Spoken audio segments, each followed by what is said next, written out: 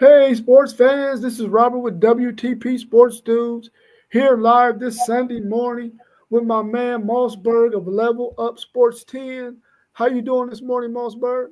Pretty good, man. Just another day and what we do, and appreciate you having me. I know I forgot, I think last time, but just definitely appreciate you having me. And I was just speaking with you about just what we do and just the things that's come along throughout of it. And from what we do, I was able to actually go to a college visit this weekend with an athlete, and it was a girl, and just going through that whole process with them, it felt different but felt good, being a part of that process. And I think what we're doing here is evident of the things to come and everything we talk about. So hats off to you and appreciate you, because again, man, without what we doing, I don't think a lot of people would be able to tap in like they've been able to through us on the streams as well. So man, just been fun and ready to dibble and dabble into all the good college football talk as we do as well.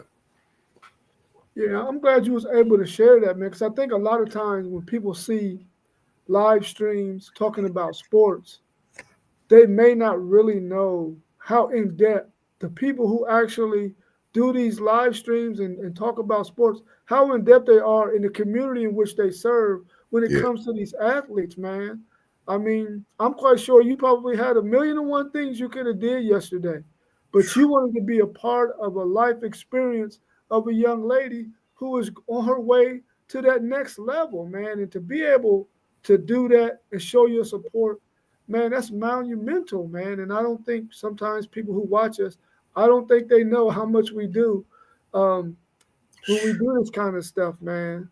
And yeah, yesterday I got to see a athlete that I had at Windsor, man.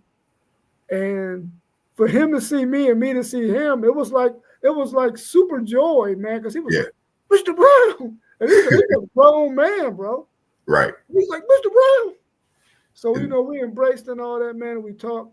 I told him that I want him to come on the show, man, sweet, because he was an extremely good athlete as a young guy, man, yeah, in elementary school. And man, him and his buddy. And they got another buddy that they're going to bring on with them as well. So I got their contact information. They subscribe to the channel, and I'm going to have them on while I'm on winter break, so I cool, can get those guys on so they can tell me their stories and share some of their input on what they believe is happening in college sports, in the NFL. And what the gentleman, he said he got a cousin that just signed with Pitt, and mm, he was talking about his NIL deal. I was wow, like, wow, really? It was like, yeah, man, it's totally different from when, we was growing up, going to high school, getting ready for college. yeah, So I was definitely. glad I got to make that contact with him again because I haven't seen him since elementary school. I agree with you, and just I appreciate the parent and the child for allowing me to have that opportunity. It was unbelievable, and a lot of people know me as a former athlete. That was my first actual college visit. The all the years I played sports, that was my first actual college visit. And like you say, man, we want people to tap in with us. We have time. I have all the time for you all out there. If you don't know, I'm willing to sacrifice all that for, you and your opportunity that you have out here. So definitely, man, if you're watching, man, get with us. And I'm more than willing to put all the time and effort into whatever it is to help and grow and, the development that it takes, within this time of progression as well. Cool, cool. Let's go ahead and jump into what we want to talk about today. Yes. Yesterday we had a couple of games, man, and me and Zen Master Zaya talked about the Army Navy game. And he said, man, listen, nah, Rob, Navy is not going to get blew out by Army, bro. They're Yeah. going to be right in it, man. He said, they're not getting blew out. I said, listen, man, they getting thumped. It's going to be something like 28 to 10, something like that. But it was just the opposite. The opposite. Navy beat them 31 to 13, man. And I was like, what's up, Parlay Pole? down? Man, what's going on with you? Man, just chilling. Out here wet. It's wet and all on what out here. Mm-hmm. It ain't nothing worse than a wet cold, that's for sure. Man. Yeah, you know, you like, what's going on with y'all? We good, man. We good. We was talking about that Army-Navy game yesterday because I thought Army was going to thump their skull in, but they got just the opposite. They got their skull thumped in. What was your thoughts on that game? Hey, man, that was a hard-fought game. I watched that game, too. They both played hard, man.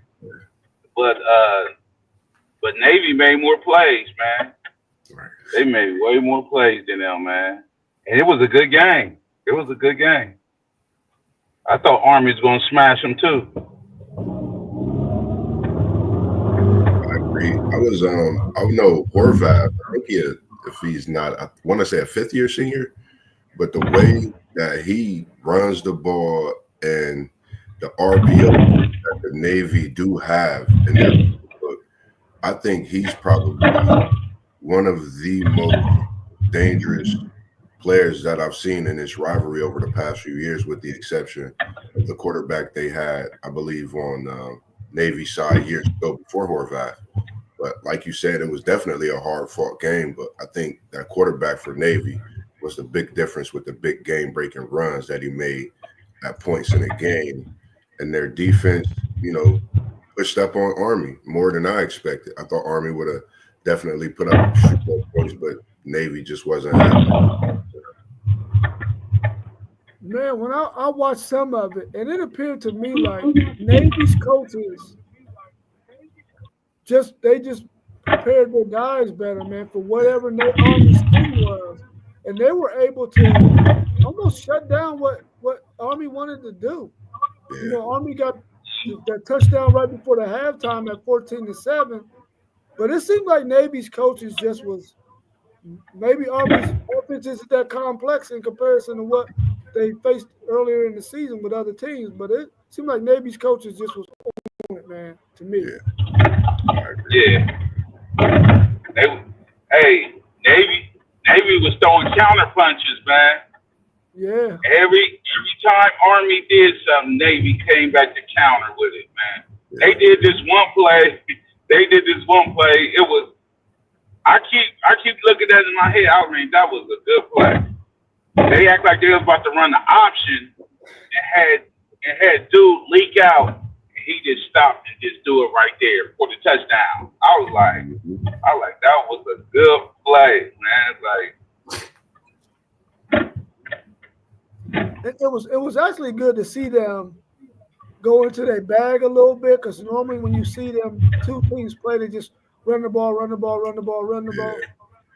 was good to see them put some other things in their scheme in this game, man. So that was kind of good to see. Did y'all get a chance to see any of that Jackson State and South Carolina State game, that HBCU game?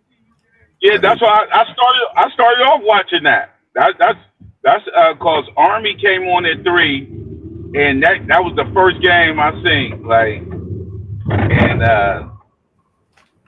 was a good game. But Jackson State had something for them. They sure did. They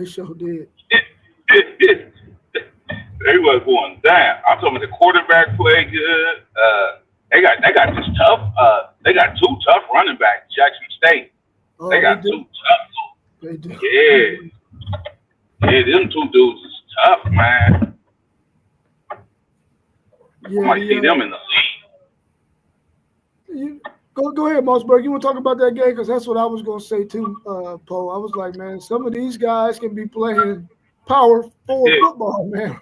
They can be playing power forward football. The only thing I would say, I didn't get a chance to see it, but that Jackson State team is definitely one to reckon with. And they have quite a few players that could definitely play in that Power 5, Power 4.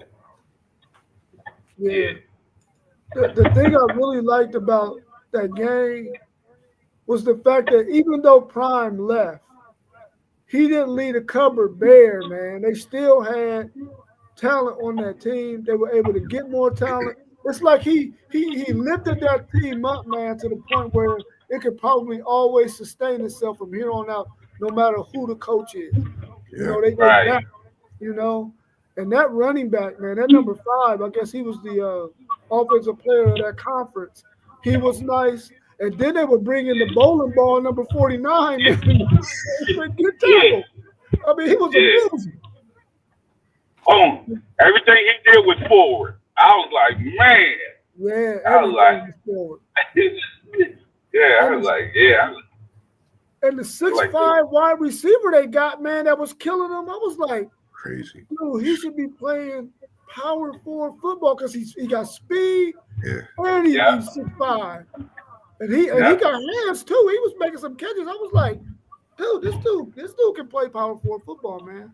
Yeah, he looked like one of Poe's former Pittsburgh Steelers that's no longer playing in the NFL. Plexiglass, as they called him, catching balls like that, man. Like Plaxico. That's the only thing I could think about was Bird. Like, he's really that good. Yeah, this dude when he came out there, when dude came out there, I was like, dang, that's a receiver? I was like, no, he's tall. Like, I seen him going to give us that little defensive back. I was like, dude, this dude looked like Calvin Johnson looked when he was playing in college football, man. He was a little George. I was like, this dude, man. I had a couple of questions I wanted to ask you, man, because I wanted to get y'all's thoughts on these questions. So this first question is college football starting to mirror the NFL? Is it starting to look like the NFL? Yes or no? And is that a good thing? That was supposed to say thing. I said, up to think. Is it a good thing? Think about that for a minute, man. Is college football starting to look like the NFL? And yes or no? And is that a good thing? Go ahead, Moss. I'm gonna go to you. I honestly starting to like college football a lot more. I don't seeing it mirrored to the NFL. I mean, it's kind of I would say toss up. I would have to look at it more now that question is there. But I'm gonna say no so far. I like it though. I love where college football is at. I love what's going on. And I really look forward to them Saturdays more than Sundays. I take naps on Sunday games. I can't sleep on a Saturday game. Not one bit. I think it is because it's like turning into a business, man. It's like turning into a business. Like if I'm a coach, I got a nice little team. So now D1 New Mexico want me to come and coach there. I'm taking all my team to the portal, and then y'all coming with me. That's a business, man. You know what I mean? That's a business. I'm taking all my team to the portal, and y'all that same team that played with me, and my other team is gonna play with me at New Mexico. You know what I mean? Portal, the money. You know what I mean? Like the schemes. I think it is. And the prime example is Bill Belichick went to a college. Come on, man. He's 70 plus. Bill Belichick went back to college, man. All this is a business, and it's mirroring the NFL. And I don't think it's gonna be a good thing because everything gonna be business like. You know what I mean? Like you gonna be passing up on kids. You know what I mean? Kids gonna get passed up. So I think it's really mirroring it. I don't really like it. Yeah, I agree with what you said, Poe. It is starting to become a business. And just think about this, man. Marshall's coach goes somewhere else to coach, and 29 of their players jump in the portal. Now they can't play in their bowl game because they don't have enough players. I'm not that they don't have enough players, but they can't fill a team, rather. That's crazy to me, man.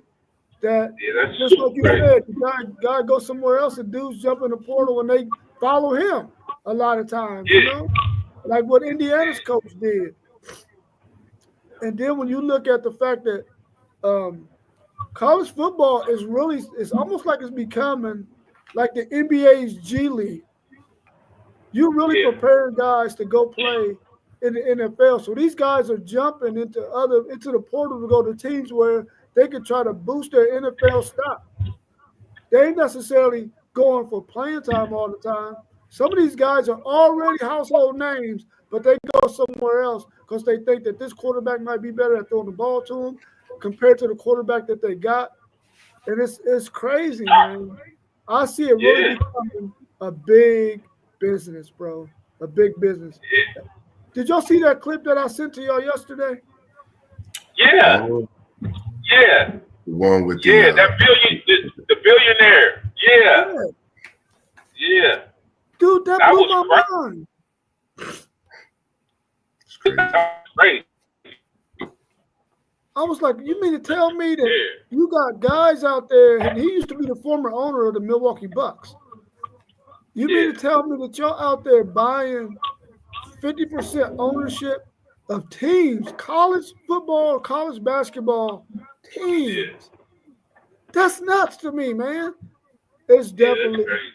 business, bro. It's definitely business. And it almost is like it's going to take away from that real pageantry that football had back in the days. Remember how we would watch college football, man, and these players that was playing, they loved playing football. It wasn't about Right. business. Yeah. It was, I get to play in this rivalry game. I Yeah. get to play against these other teams. I want to show out. I want to ball. It was different, man. And now it's strictly business. Strictly business. And with you, another note when you mentioned that the guy for the 49ers, he said he just didn't want to play. You know, if you see that on the professional level, I do get and see it now. Yeah, it's going to trickle down, and then what are you going to get out of some of these kids? That's why they transfer so much. And I agree with you both. I think it's definitely going to hurt the game. I mean, I like it, but I think in the longer run, it's taking away opportunities for kids that's really out there trying to play the game the right way and do everything the right way, as they was taught going to school, being a student athlete, and playing hard. You know, so that's going to be something to look at. You know, moving forward as well. Yeah. That. I just hope. You know what I mean? Like football is different from basketball. Look, basketball can be worse because these dudes can be like, I'm gonna just go here for this 1 year. If they from a cold weather state, I'm gonna go to Miami. You know what I mean? They're gonna pay me $2 million for this 1 year. I'm gonna go to Miami and just ball out. You know what I mean? And then of course they going to Miami for the weather. You know what I mean? Like for $2 million. You know what I mean? Or you can leave after your freshman year in college. You know what I mean? Like when your age restriction, whatever. But you can leave, and it's gonna be crazy. It's gonna be crazy once they get that down in basketball, because these guys are gonna be like, man, I can go down here to UCLA or USC, enjoy the weather for 1 year or 2 years and get $3 million. You know what I mean? Yeah. Like it ain't because they want to go to that college. I always wanted to go to USC. I always wanted to go to UCLA. No, it's about that bread, man. Yeah. And you know when we was growing up, man, we already had a destination that we would want to go to if the opportunity presented itself. Nowadays, man, these guys is like, oh yeah, who gonna throw that bag out there? I'm going there. You know? Yep. Sure. Let me ask you this next question, man, because I think we've already talked a little bit about it because of how it's becoming a business. Should all college teams hire not the lower level teams, but Power 4 teams, should they hire a GM like some of the bigger schools have already done? A general manager. Oh man. I think you should. I think some teams will. What's going on? I would say it'll be a team that, maybe a HBCU or somebody that hires someone, at that type of position that could shock, college football landscape as well, with it being how things are starting to look as we've been speaking on the business side. So why not, do that for a HBCU school and bring in who knows what on the money side. That brings up Neil, that's a whole another thing that you'll have players coming to a HBCU school now, and that's top prospects. It's so many things that could happen, I think, with the landscape. Why not? If it's possible, if it's possible for you to do it, and they're willing to be that GM, at the university and take on that role, hey, I'm all for it. Because why not shake the landscape even more as it's continuing to do so, as we've seen for the past month, week by week. Yeah. As all head coaches, I'm quite sure all of them are getting kind of overwhelmed by this whole NIL thing, and they're going to get even more overwhelmed when they start doing profit sharing. So they got to have a GM. You got to have somebody who manages the financial side of it the way they do in professional sports. Otherwise, you will drown in all of that stuff. Coaches should not have to go out and raise money for their programs and NIL money, finding companies and all that. That should be left to the GM or somebody else or some other kind of staff that they set aside for that. It should not be on head coaches. That's why some of the coaches at some of the lower schools, they kind of overwhelmed because they have to do all that because their university can't afford to hire a GM to pay another person. They might end up having to lose an actual coach on their staff in order to be able to do so, So I don't know, man. That's kind of